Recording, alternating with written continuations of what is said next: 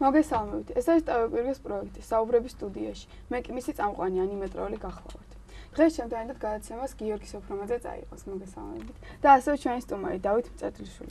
ჩამოჯობა. დღევანდელი ჩვენი თემა საკმაოდ აქტუალურია ნებისმიერი ასაკის და თაობის ადამიანისთვის ავტომობილები. ეს-ერთი აქტუალური თემა ის არის, რომ ძალიან ვაბინძურებთ ჩვენ გარემოს და ატმოსფეროს. რა აზრით იმაზე, რომ ჩაანაცვლოს ბენზინის ძრავიან ავტომობილებს ელექტრომობილებმა?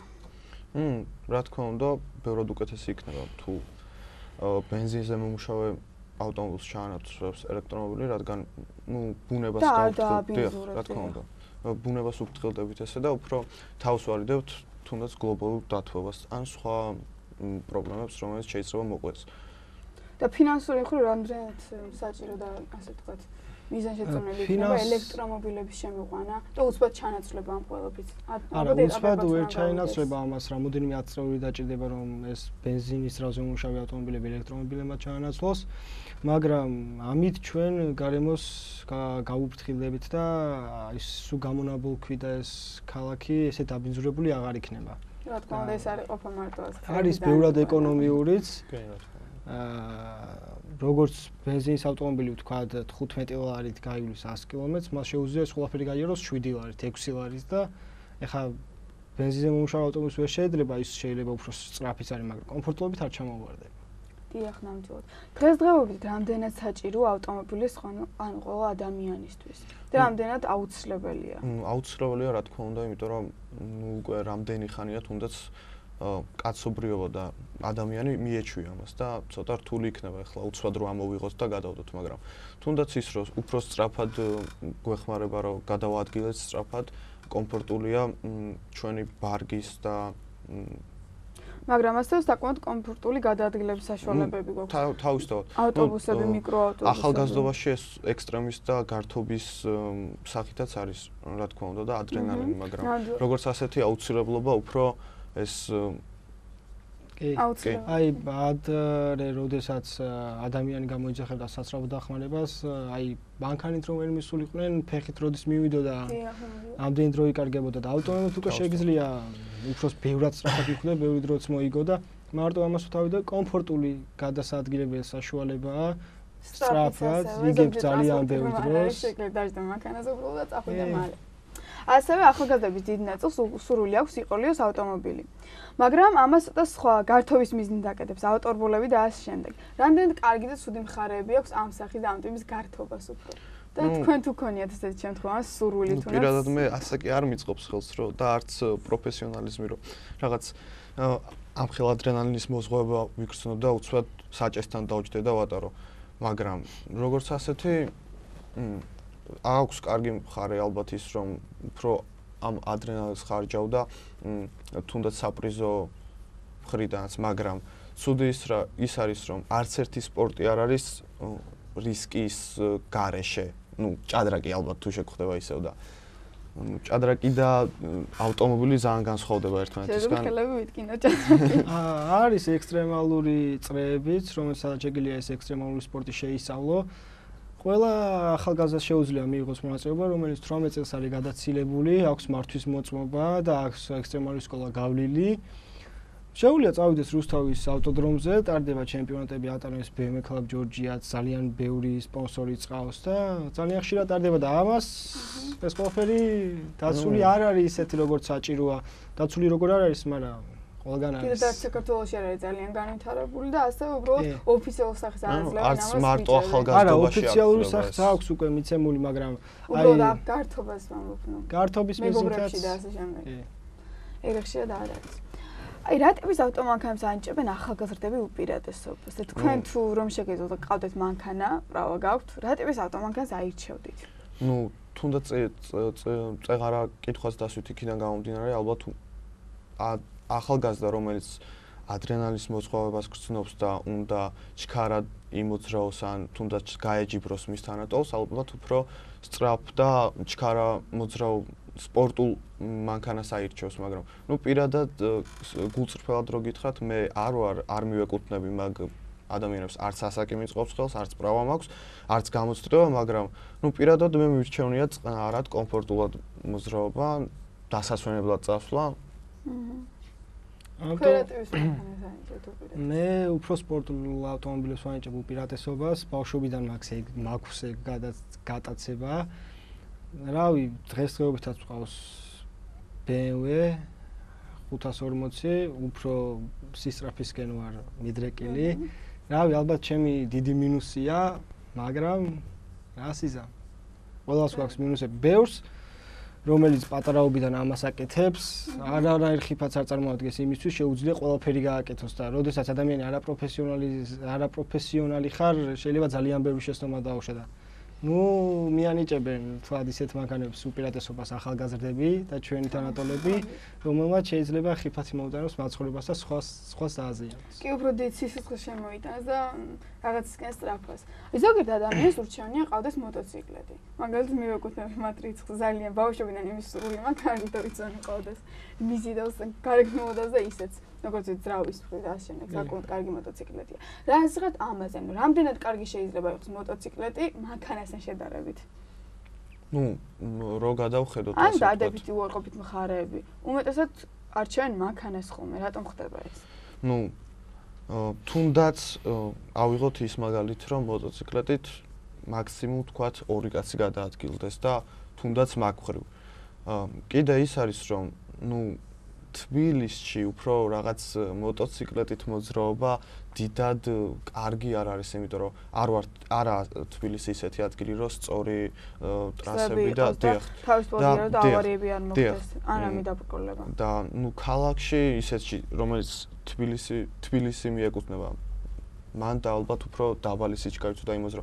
ვიზუალურად მეც მომწონს, თვლი რომ კარგია, კაი გამოცდილი ბრძოლისთვის, მაგრამ მანქანას ვანიჭებ დიდ უპირატესობას, თუნდაც კომფორტულობით და გადაადგილების და სისწრაფის და ტევადობის მხრივ. მოტოციკლეტი არის ძალიან ექსტრემალური საშუალება, რომ ადრენალინი დაახარჯო. და ჩემი აზრით მოტოციკლი ძალიან კარგია ვიწრო ქუჩებში გადასაადგილებლად ერთი ადგილიდან მეორე პუნქტამდე, მხოლოდ შენ რომ მიდიხარ იმ დროს ბევრს ხო ვერ ჩაისვა, როგორც ავტომობილში. მაგისთვის კარგია, ეკონომიურიც არის ავტომობილთან შედარებით და გამონაბოლქვიც ნაკლები აქვს. ამიტომ მაგ მხრივ არის კარგი და ერთად უმეტესად იმ ადამიანებისთვის არის მარტო ცხოვრობს ან დიდად სამეგობრო წრე არ დაყავს აქეთი იქით. ადვილი გადაასაადგილებლად. ვისაც მოწონს თორე მარტო რო ცხოვრობ ეგ ვერს არის შეიძლება წვიმა წამოვიდეს და გასვლა აღარ მოგინდეს.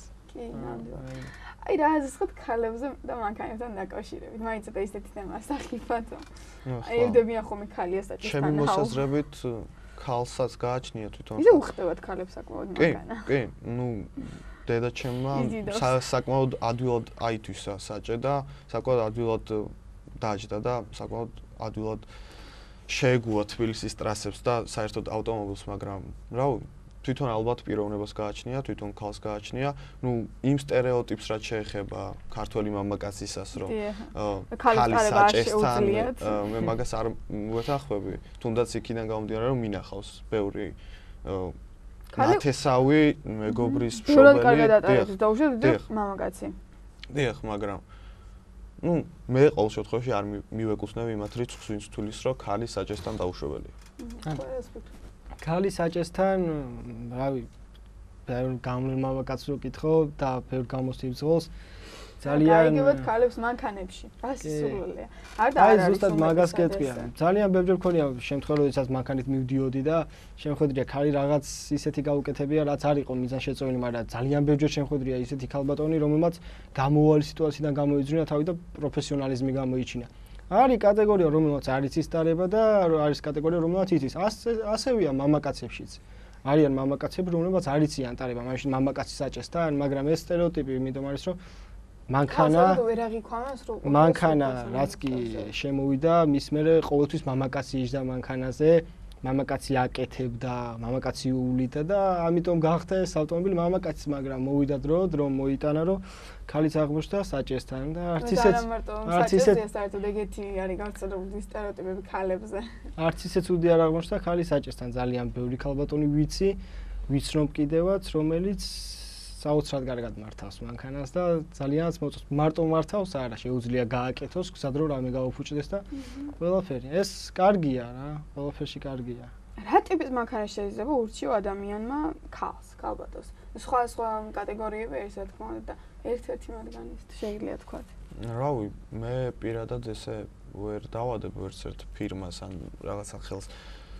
იმიტომ რომ არ ვიცი, ალბათ უფრო ქალის პიროვნებას გააჩნია, თვითონ ქალი როგორია, მაგრამ პირადად საახლობლოში რაც ვიცი, უმეტესობას Mercedes-ი მოსწონთ, ან Volkswagen-ი. ცნობილი ფირმები Mercedes-ი, BMW. დიახ. საკმაოდ კარგია. ქალების, ასე როგორც სალონი შეგინე კომფორტული, უფრო ქალებს მეტად ძრავებს, მეტად გარეგნობა უფრო მოწონთ ხოლმე, მეტად მანქანის. რა თქმა უნდა. ლამაზი მანქანა მომიხდება. ქალს არ აინტერესებს ახლა და ვერც ისე ძალიან ვერ გაიგებს როგორც კაცი რა ძრავი აქვს, რამდენი ცხენის ალს გამოიმუშავებს. ეს მათთვის კარგი იქნება, მიდენა. მათთვის დიდს არაფერს აწამებდეს. ქალებს ურჩევდით ეგრეც ვერ ვიტყვით, იმიტომ რომ თვითონ ქალბატონს გააჩნია რა მოსწონს, რა იზიდავს მანქანაში, შეიძლება ვიზუალი იზიდავდეს, მაგრამ სხვა რაღაც კომპონენტებმა ანუ ის უფრო კი, არსებობენ ქალებიც, რომლებიც ავტოდრომზე, რუსთავის ავტოდრომზე ძალიან ხშირად შემხვედრია და გავსაუბრები ვარ და არ მოწონს ნელი სიარული ქუჩაში ვიღაც 40-ით მიდის და არა და გზარო თავისუფალია. აი ეგეთი რაღაცები რომ არ მოსწონთ. რა თქმა უნდა, არიან ქალები, რომელსაც არ აინტერესებს თუ გინდის ვიზუალი, რომელიც ქალების 90%-ს აინტერესებს და აინტერესებს ის ძრავი, რომელიც მანქანაში დევს. ყველა ქალს თავისი ინდივიდი აქვს და თავისი შეხედულება. საქმიან ქალს უფრო აწყობს, რომ მალე მივიდეს რამდენი კომფორტულად. აი საქმიანი ქალი, შვილებიანი ქალი. ოჯახიანი უფრო სხვა რაღაცას მიიღებს. აიჩევს საოჯახო მანქანა. შეიძლება ბევრი ფულის კონდეს და მეორე მანქანაც იყიდოს.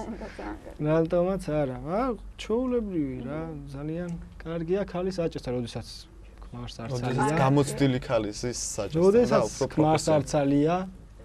წაიყვანს შვილ სკოლაში, მოიყვანს, რატომაც არა. და წავა მოვა, არ ეჭირდება ქმარს და იცი გამომიყვანე, წამომიყვანე, უფრო თავდაძორ. რატომაც არა, ხო?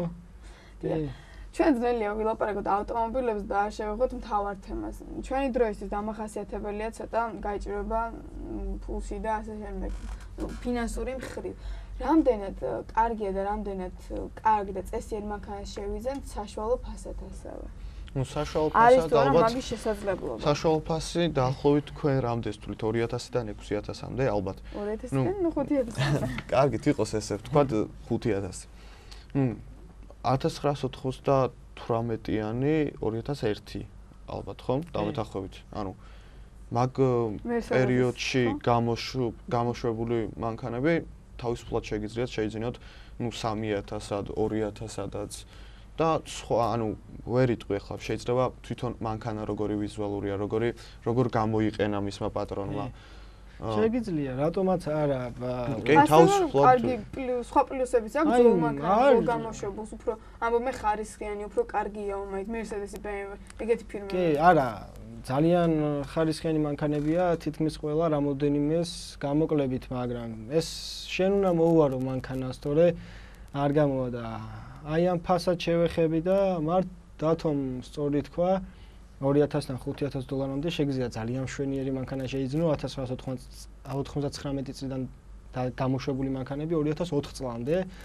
აქ უკვე ძრავზეც ბევრი რამეა დამოკიდებული, ძრავი უმატებს ფასეს, კომფორტი. შეიძლება უფრო და უფრო იხვეწება თავისთავად. კი, შეიძლება არ იყიდო ისეთი მანქანა, რომელიც რო შეხედავ ეგრევე კარგ მდგომარეობაში არ არის. შეიძინო ის მანქანა 3000 დოლარი და ის 2000 დოლარი მას მოახმარო და ისეთი კარგი მანქანა გამოგივიდეს, რომ ეგეც ძალიან კარგი საშუალება ცოტა ესე გარემოც ნაკლიანი მანქანა იყიდო და შინ ძალიან კარგი ძრავი ქონდეს, კარგად მოვლილი იყოს. კი, არემოტო კარგად. ხო, მაგრამ ქართველებს უფრო ბოდი შემწყვისთვის დანარტყამი, ანუ დამტრეული მანქანები არ მოსწონთ, რომ ვიღაცამ რო კითხოს, რომ დანარტყამია? კი, იმას აზრი შეეცვა მანქანაზე. კი, აი ეს აღარ ყოფილა. ხო, აი ეს სტერეოტიპია, მაგრამ ჩემი აზრით ძალიან მართლა კარგი მანქანა შეიძენ 5000 დოლარის ფარგლებში. ასევე რა სიტყვის სკუტერებზე. უფრო ახალგაზრდებისთვის.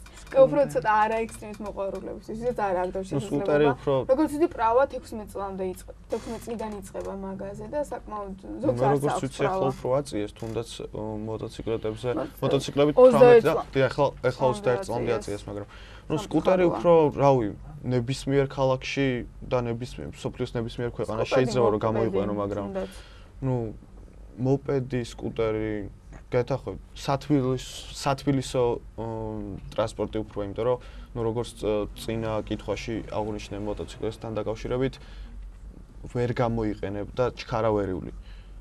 ну თუნდაც იდეალური ასეთი მდგომარეობის, ნელაიული, კომფორტულად, კარგად, ადვილად გადაადგილდები. ეს უფრო თინეიჯერების აი არა, გოგოებისთვის თინეიჯერების გეთანხმები თინეიჯერებისთვის კი, მაგრამ აი თუ გინდ პროდუქტების გადამტანი, როდესაც ადგილზე მიტანით, ლობიანი, პიცა, ვთქვათ, ფასტ ფუდი, სტრაფიკოება, ძალიან მშვენიერია.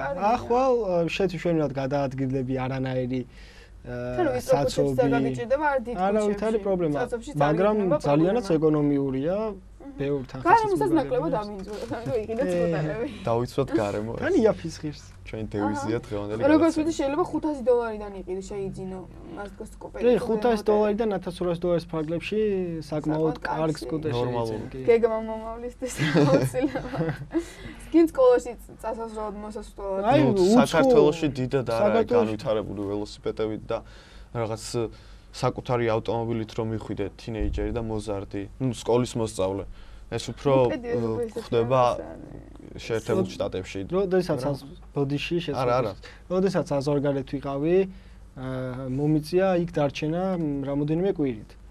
რო ვაკვირდებოდი, აი საქართველოში არის ისეთი სტერეოტიპი, რომ მეგობართან, ანუ ვიღაც უცხოსთან ცუდი მანქანით მიდიხარ, რამე ისეთი. ასე ვთქვა. აი ზუსტად ეგ სწორი ვიხმაროთ და იქ არა სკოლაშიც ბავშვი რაც ჩვენ ხელა მოზარდი ვთქვათ თუ გით 16 წლის ბიჭი ან გოგო სკუტერით მიდიოდა და მოდიოდა სკოლაში სკოლიდან სახლში და სახლიდან სკოლაში და ეს არავითარ დისკომფორტს არ უქმნიდა მას მისთვის შვენიერი იყო ჩანთასაც დადებდა არც ამძიმებდა სწრაფადაც მიდიოდა არც იღლებოდა მაგრამ როდესაც ადამიანს საკანებელი ადგილებიც არ გვაქვს სკოლის წინ აქ განთავსებულიც არ გვაქვს უბრალოდ რომ განათავსდა ერთ-ერთი ადგილი სადაც შეიძლება ველოსიპედის დამაგრება არა მე თუ მკითხავს თუ ახლოს ცხოვრობ და 2 კილომეტრი არის და მეტი არა ფეხით გასავლელი ჯობია ის ჩანთა მოიკიდო ზუგზე და ფეხით გაიარა იმიტომ რომ ამით შენ ჯანმრთელობასაც და თუნდაც ბუნებას უწყობ ან ველოსიპედით თუნდაც თუ გინ ველოსიპედით კი მართალია ჯანმრთელობა არის პირველი რა ფეხით სიარული ყველაზე კარგი საშუალება ალბათ კი ამ ხრივ პატარა თუ არ გაგვიანდება და თუ მიდიხარ პატარა მანძილს ალბათ მაგრამ არის დღეებს და გვეზარება უბრალოდ და ამიტომ სკუტერიც კარგია ამისთან შესაძლოა დიდი თანხები სამწუხაროდ ყველა ჩვენი მოთხოვნილება დავაკმაყოფილოთ ყველა ჩვენი მოთხოვნა არ ამგონია რომ დაგმაყოფილდეს მაგრამ ყოველზენ დროის საქმეა ალბათ ეგეც იქნება ეს ადამიანი რასაც მოინდომა ყოველთვის გაკეთება შეგიძლია ამიტომ გეთახო თუნდაც დროის საქმე შეიძლება აღარ იყოს თუ მოინდომა იმ წამსა გაგჭდება ყველაფერი როგორც გინდა რა თქმა უნდა შეძლებს დაგვარ თუ არ ეწინააღმდეგება რაღაც კანონებს ახალგაზრდები მოტოციკლეტები ავტომობილები კარგი თემაა საინტერესო ალბათ ძალიან ბევრ ადამიანს დაინტერესებდა ამ გადაცემის ყურება რა თქმა უნდა და საკმაოდ კარგი აცემა გამოგვივიდა და ამით გემშვიდობებით. ახლა მდის. კარგად ბრძანდებოდით.